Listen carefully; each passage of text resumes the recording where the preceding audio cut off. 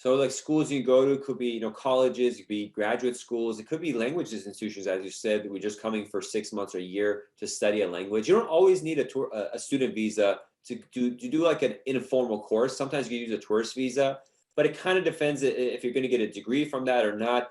Sometimes it's safer just go and get the student visa to avoid them saying, "Oh, you used the tourist visa incorrectly and went to school." And tourist visas are usually 6 months, so there's not enough time many times for doing this. And so if you contact these schools, and first on their websites, even for their international section, they'll have a real good guide to what you need to do, as well as when you contact them, this is business for the school, so they're really happy to help. But let's say they are accepted to a school, there's a college that I went to UCLA. UCLA accepts you. What happens then once you get accepted? What does the school do for you?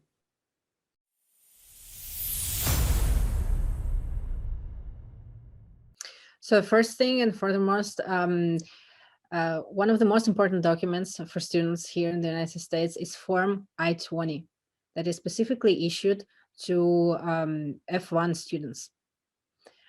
This form is issued by the school designated school official, and it outlines the name of the school, address, the program dates, the funds, because again, one of the things that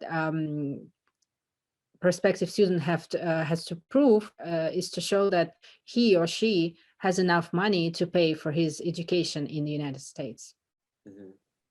And it's not cheap when you're a foreign student. Even if you go to public school in the United States, you're charged out-of-state tuition fees, which are really high. And then you have to show you could afford or pay for home and board. If you have a family member here, they can support you too. Maybe use Form I-134 to show financial support. So it's not easy, but a lot of people do it. I mean, every year it's been a record growth in student visa holders, other than the last years under President Trump, and obviously now with the coronavirus pandemic. But in general, the growth of the student visa has been astronomical, and so a lot of people are coming to study here. So it's definitely a thing you should do. It's doable for any country, really. We see people from all countries come, but it's something that's, it could really help your future, whether you stay in the United States afterwards or you go back home. It's a good status situation, it's good education, and it could open up a lot of doors for you. Yes, I just want to mention one important thing is that F1 student visa is a non-immigrant visa. And one of the requirements in order for you to get this visa is to show that you don't have any intention to stay in the United States. However, I remember there is this memo that USCIS issued a couple of years ago. I'm not sure when was it. I just remember reading it. And they were saying there that basically that they will not be so strict in terms of immigrant intent towards students.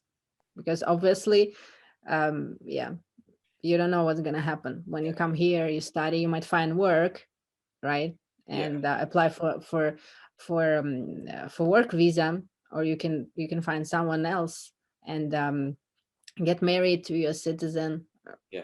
Thank you for watching this educational program. To get the latest videos, click the subscribe button and the notification bell icon. Also, help us help the immigrant community by liking this video and sharing it with your family and friends. You can also find us on other social media sites like Instagram, Facebook, TikTok, LinkedIn, and Twitter, where you find the latest updates on immigration news, policy changes, and tips. Be safe and God bless. See you soon.